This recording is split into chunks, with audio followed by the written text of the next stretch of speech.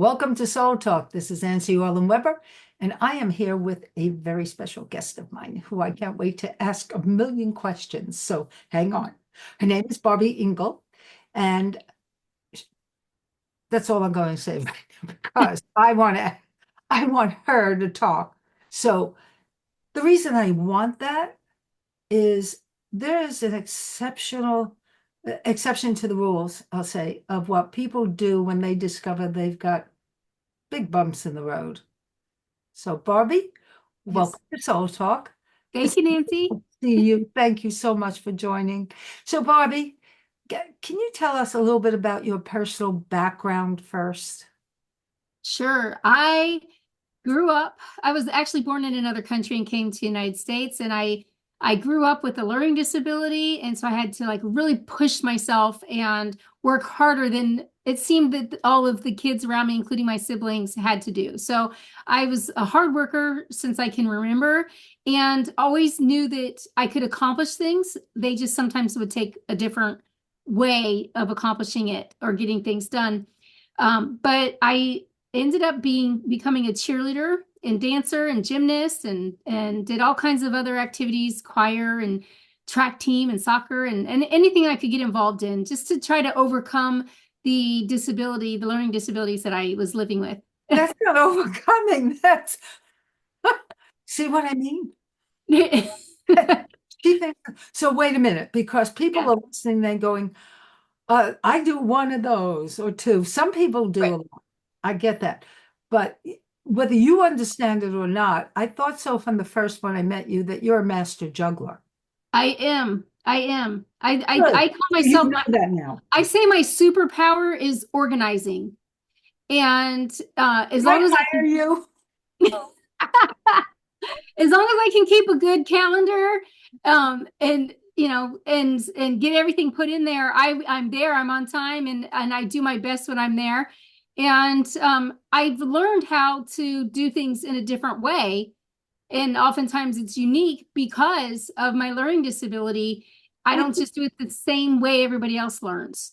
Okay, so what do you mean by that? What's your learning disability? It's audio and visual. So, for instance, when I was first getting diagnosed, they would kick the soccer ball towards me, and if it was flying at my face, it would just smack me in the face. I wouldn't even raise my hands to protect myself. So that's the Right. visual disabilities, the of like protecting myself and stopping myself in a fall or that type of thing. And then my other part is when when I'm reading quietly to myself, inside my own head, I can read perfectly. But something gets lost in translation when I go from reading to speaking. So it's better for me to just speak and study the information and speak it in a way that I know versus reading a speech or something like that. I will give myself like key words on a piece of paper, and then my speech will all be from my head versus reading it off of a piece of paper. Okay, I can understand that one, but I cannot understand how you did all the physical activities when you had that going. A lot of practice and realizing So you overcame the actual disability. I still, I still work at overcoming it, but I have learned techniques and tools that were able to help me be more physically active. And like, for instance, in dance, the choreographers would teach a dance, and other people could perform it immediately. Mhm. And it would take me 2 or 3 more days of practicing, and I would go home and practice in front of a mirror or practice in front of a video camera and watch it back myself and use those types of tools. And then a couple of days later, I would have it better than anybody else on the team. I Yeah. would be so crisp and clear with that choreography, but I couldn't do it, learn it, provide it, or learn it and then perform it type of So situations. I'm listening to you and I'm wondering, people who are on Soul Talk with me because you like the psychic work, you've read my books, and I'm Yes. going, that's exactly what it takes to Yeah. focus. That's exactly what it takes. You could be as psychic as you want now because of what you've done. People don't understand that sometimes, I but get that, except for people come through to me psychically Mhm. that have a message for somebody else, but nobody comes through that I want to hear from that has a message for me. So I'm like, where's my message? But I do get messages where it's like in my cells, I have to find this person and let them know a message. And it might mean nothing to me, but it means everything to them. It I just get it. doesn't even make sense. And they're like, well, describe it more. What else happened? Give me all the nitty-gritty details. And I'm able to do that, but I cannot. I want to hear from my dad. He's passed. My mom and my dad have passed away. And my mom's passing was peaceful. My dad's was traumatic. And I just want to Well, know. But you're- I So, don't get that. but you're a teacher, whether you know it or not. You're an educator, right? Yes, absolutely. I'm a coach. So right. So Yeah, I want people to get that's actually what it takes to be successful in anything, including mediumship and psychic work. yeah, So one of the things I would say to you, Barbie, if you want connection with your father, no matter what it was back then when he died, yeah. the way I suggest anybody do it themselves is make a sacred space with his photo, etc. Keep a journal, whether Okay. you speak it into the journal, however you do it, or Yes, write it, doesn't matter. But you talk letters of love to him. You talk about the memories together. You wonder what he's doing now. Is he hanging out with mom? Is he okay? Just let me know. Give me a sign.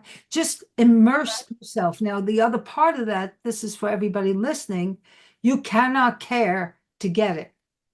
You cannot be emotional and pressured to get it. Everything right. you're telling everybody is a great Yeah, lesson for anybody on anything. And so the way you hear it about her, she just makes this decision. Barbie makes it and becomes somewhat objective. Last night I had done a free Zoom talk and people who were on it understood because they were saying the same thing about, but I want this. And I say, you'll never get it then. right. You're pushing it away. So it's the same thing with conversations with your dad. Yes, yes. Okay. I get that. And I do believe my dad leaves me messages from heaven. Thank you. And It's maybe true. and my mom as well, but sometimes I'll find coins and I'll know like, oh, this I'll feel like a sense on the coin. This is from my mom or this is from my dad. Or um right when he first passed, we would get a lot of electrical um interferences. And I was like, oh, it's my dad saying he's okay. Like I would just feel that. But I still the kind of messages I get are like, Jason died, his twin brother Jared's alive, and he needs to know this specific thing. And I contact Jared and he says, oh my gosh, that's exactly what I've been praying for. That's the That news may I not be needed. your father's style of conversation. No, it's not my father's You style. get And so his conversations are not going to sound like that for you. But it's the leaving of the coins or the one time we were at a very expensive event and I couldn't even I was like, I'm not even gonna buy water. It's like $7 for a water. And my husband walked away while I was talking to some friends and he came back and he said, what's that under your seat? And I was like, oh, it looks like a hotel ticket. And it was a card that had $72, which is my year of birth, on it that you could only redeem at the bar or restaurant that we were at the bar in the restaurant we were at. And it was exactly $72. Like this is a message. That's a message to me. So that's more of your dad's style anyway, Yes. right? Yes. Okay, so Yes. we're going to jump into something else because I am so Okay. curious. Besides all that she Yeah. does and figured it all out, Barbie happens to also, um, she founded a magazine. Would you like to talk about this and why? Yes. I Tell us the early became part of it. Yes, I became a pain patient at the age of 29, actually 26 with endometriosis, but I had a full hysterectomy and I thought I conquered the world by having a hysterectomy, and it turns out that wasn't true. And um and I ended up having a rare disease called algoneurodystrophy and was bedbound, wheelchair bound for about 7 years. I've gone through in and out of remission since 2009. And I went through a lot health wise, and I still go through a lot. And so those daily challenges led me to learn how to advocate for myself and speak up for myself. And especially when it came to healthcare, my mom was in the Army, and she was a head of nursing at Walter Reed. And I thought that people that wore white coats and worked in labs and hospitals, they knew everything. And so instead of listening to myself and my own intuition, I just listened to whatever the providers told me. And it ended up taking 43 providers to get me out of the wheelchair. Well, actually, to just get a diagnosis. And then that was a 3-year period. And then the 43rd provider got it correct. And then I started being able to get treatments and move forward. And it took another 4 years to be walking again. And through that process, I became an advocate for myself. And then I started advocating for other people with the same rare disease that I have. And now I work with over 160 different conditions and patients all over the world and help them advocate. I work on legislation, education, awareness, and as you said, with iPain Living Magazine. And you are our winter cover story for iPain Living Magazine. That's going to be coming out in a few weeks. So I'm excited about that and sharing your journey with our readers. But it really, all of the steps that have come out of it are because I had to find my own way. And between my husband and my family, mostly my husband who's with me every day, we have found a way to navigate the minefield of the health system and get the care that we needed and help to empower other patients after being empowered ourselves. So how do you do that? No, how do you empower the others? So there's a few different steps. So I say create an oasis. So first is find out what your disease is. There's a lot of patients that are idiopathic, which doesn't mean they're an idiot. It means that the medical providers haven't figured out what's going on with them yet. And that doesn't mean they shouldn't receive treatment for whatever symptoms they're going through. But a lot of patients get discouraged being idiopathic and they don't move forward. Once you have your disease, if you don't have it and you're idiopathic, then you work towards finding a proper medical provider. And we kind of connect patients with providers based on their symptoms to get to the right doctor who might be able to say, hey, let's do a genetic test, or hey, you're going through MS, or But how would you have, okay, so let's say people are hearing that and say, I want to connect with you.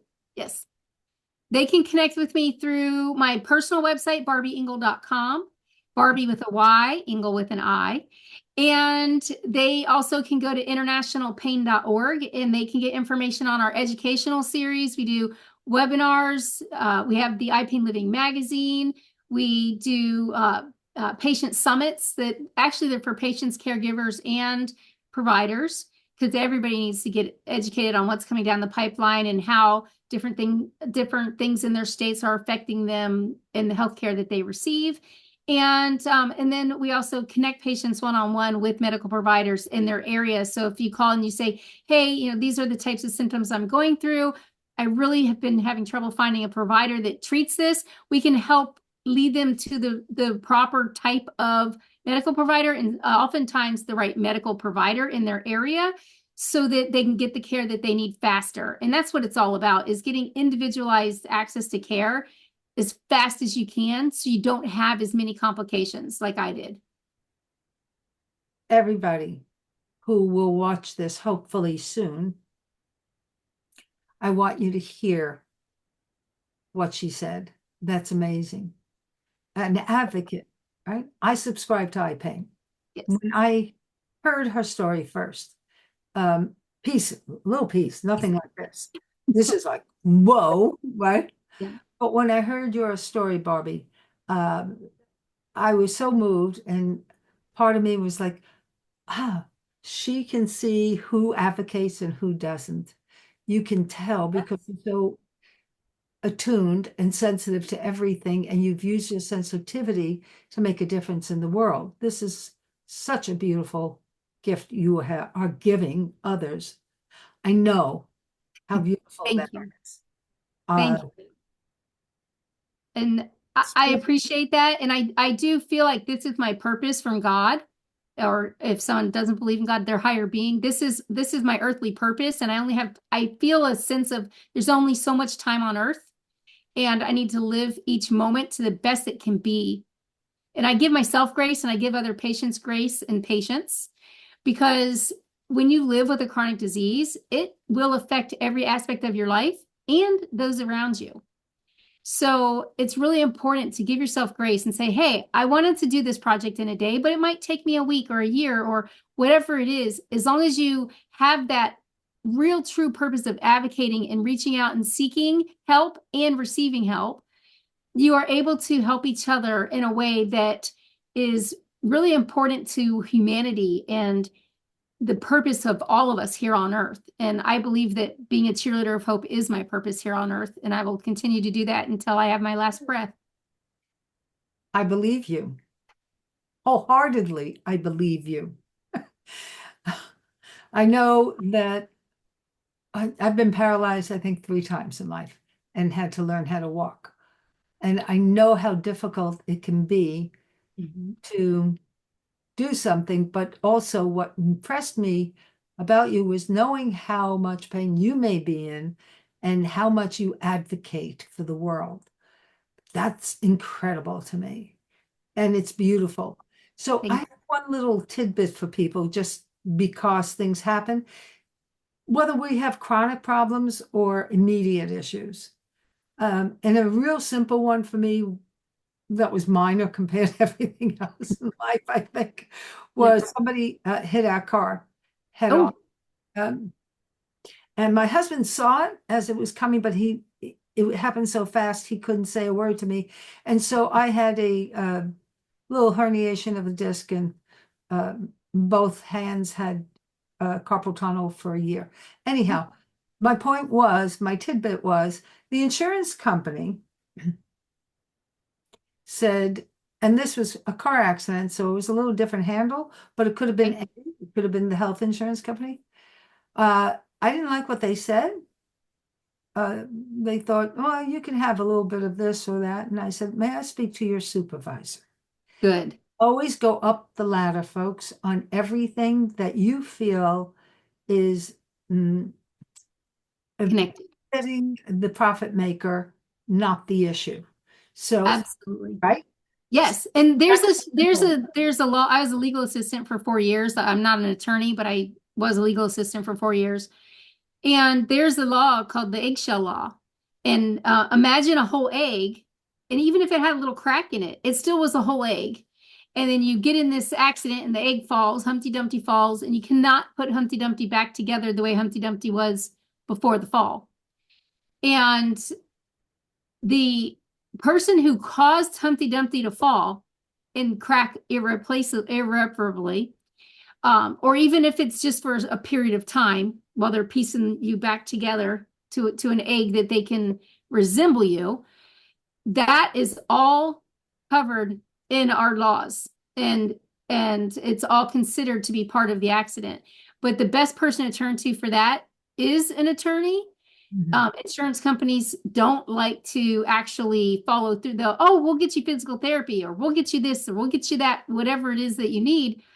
But the attorney will make sure that, one, they can do things, for instance, they can say, okay, we'll take your case for free up front, and then we get a 33% in the end, but they'll usually recoup somewhere around 33%, or sorry, they'll usually recoup 3 times your medical bills. So 33% goes to them, 33% goes to your medical bills, and then you recoup 33%. Typically, that's how it works when you have a case like that. If the insurance company says they're going to work with you, but then they start saying, oh, you can only have 10 physical therapy visits, the lawyer can have it so that it goes on to a lien and you get the care that you need now. And that lien goes to your case. And if you win your case and they can pay it back, then it gets paid back. And if you don't win your case, or you make less of a settlement than what your bills are, you won't be coming out of pocket with those bills. You will be able to, your lawyer will be able to settle those bills in full or partially with that settlement fund, and you will have nothing out of pocket. And that's how it's supposed to work. It's not always how it works if you try to do the right thing and work with your insurance company, not knowing what to do. so there is some protections in the laws. You just have to know who to reach out to in your area So, to make sure that you get those liens instead of right. have to pay for most people cannot pay for a car accident No, right.